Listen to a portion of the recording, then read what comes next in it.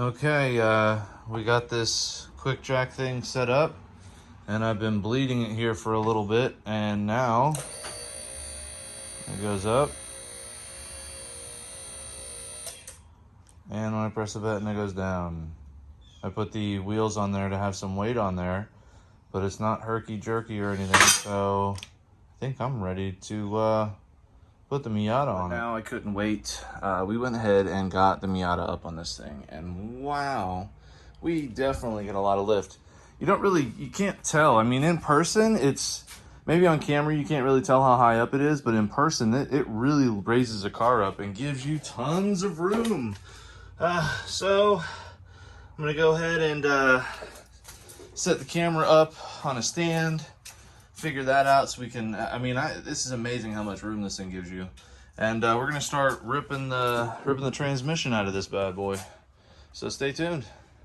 Well, I didn't really record taking it apart, but I've got the shifter out, so we're gonna go ahead and start having the fun underneath the car. Yeah, we already got some happy down there unhooking stuff. It's gonna be one of those time-lapse kind of days, probably from a decent lower angle.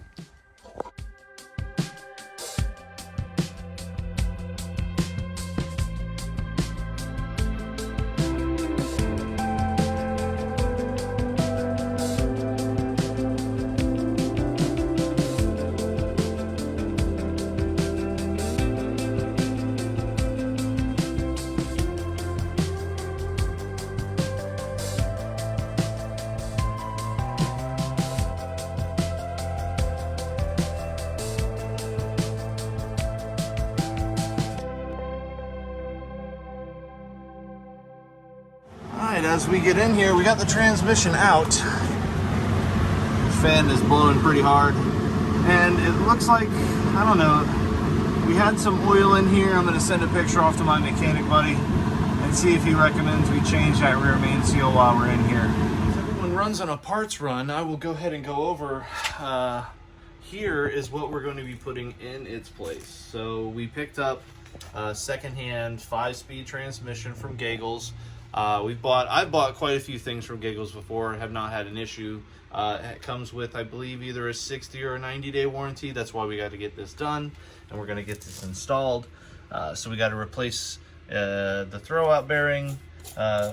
Looks like they left that on there, but we got a kit, so they're running up there. We're gonna find, or we found, as you already saw, that rear main seal does need to be replaced. So we're just gonna go ahead and take care of that while we're in here. Why not, right? And these quick jacks, let me tell you something that I wish I would have done that a long time ago. We just got these things. Matter of fact, I think this is the first time we're using them. Wow, definitely worth having. Makes the car go up and down a lot easier. Gives you all the space in the world underneath there to actually get it done. So if you don't have the space or currently the funding to get like a 2-post lift, I have to say this is definitely a great option to go with. Okay, so here we are. We have managed to go ahead and get the flywheel back on. We've changed out the rear main seal. That actually wasn't too difficult to do. And right now I'm doing the delicate balance of center aligning the clutch with the clutch tool. And I'm doing something I've never been able to do in my garage. I'm sitting, I had to document this. I'm sitting under the Miata so I can actually look and line this up. I had to share that. I had to stop it. So I will bring this back because we're kind of all under here, and I'm learning how much space we have under here with the quick jack system. So on the next car that I'm under, you'll probably have more of a time lapse under the car. But for right now, I'll just bring you guys the finished result. Over here, hat. We are, oh, found a hat. There we go. Sweet. Oh, so there's my hat. So everything's checked. New to us transmissions in. New clutch, new pressure plate, new throwout bearing, oil change. Only thing now is to actually put it down. Oh yeah, we ended up doing the rear main seal. There's a look of getting it all back up in there. Exhaust is all hung. We got everything kind of back in place. We're going to put it down on the ground now and see if it goes into gear. Oh well, here we go. and then Keep going. no, that's as far up as it goes. And then you have to pick the arm up over there, so and see how it rolled it over. Yep. All right, now everybody clear? Clearing out the way. All right, here we go. Down. Well, that's the shit.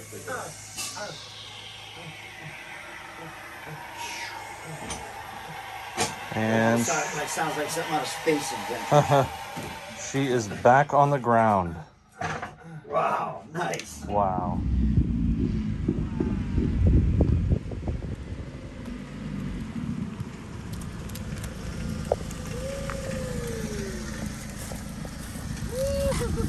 That feels so much better. That's what I'm talking about.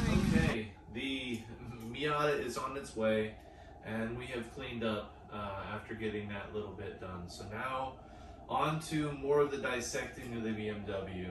So I'm going to go ahead and bring the BMW in now, and that's pretty much where we're probably going to end this off, but definitely stay tuned because we're going to disassemble the entire intake system. Yes, we're pulling it all off. We're going to go through it, and we're going to make sure that everything is working the way it needs to work before we continue.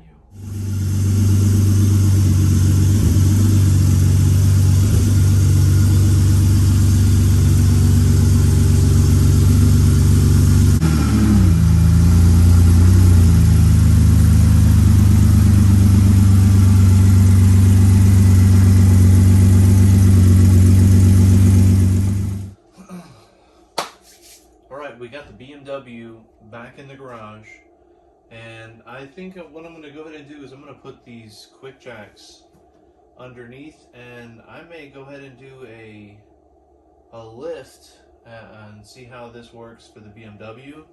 I do have it parked in a little bit more than normal because when this does lift, it lifts the stuff backwards. So I do want to do a lift to see where this is going to be at. So let's get these in position and see what we can do.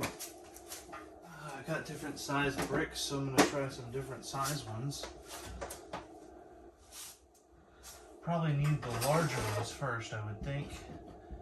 And let's see where that puts us.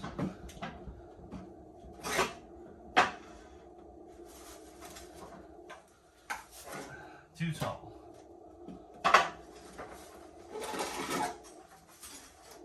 Medium ones will put us right where we need to be. All right.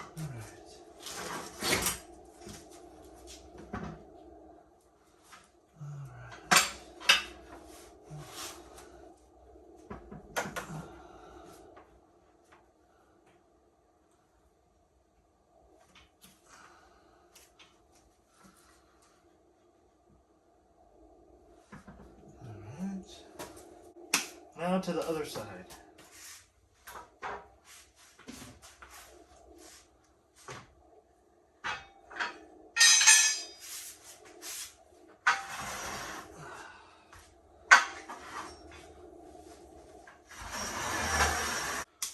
That looks about right on for us to do our first lift.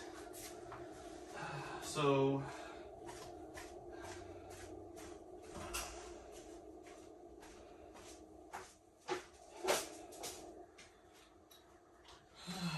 alright, let's go up a little bit.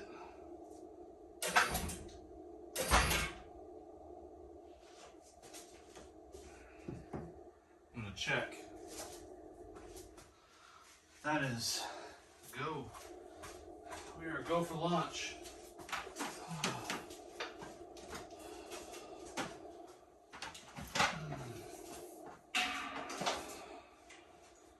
All right, here we go.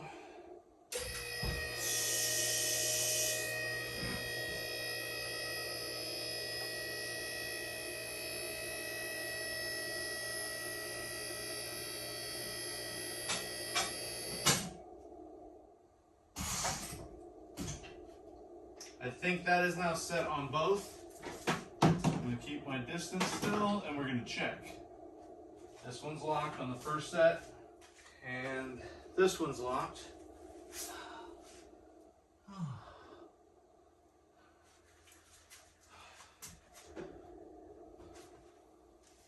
So it definitely does work. It lifts the BMW. I think I may still have a little bit of air in the system. The BMW is a bit heavier than the Miata. It lifted the Miata with ease, but this is also lower. So I did notice it took it a second to get it up, but I could still have air in the lines. May have to do some more bleeding. I did want to test this tonight to see how this went up. And I still have plenty of room going back, so I could probably put this on the second setting. And also, since I moved it up, I have more room in the front here to walk around again. Okay.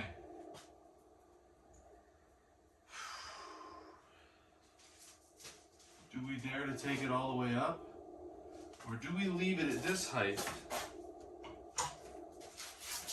where it may actually be easier, it may actually work nice up here to have this up so I'm not bending over in the engine bay. Huh.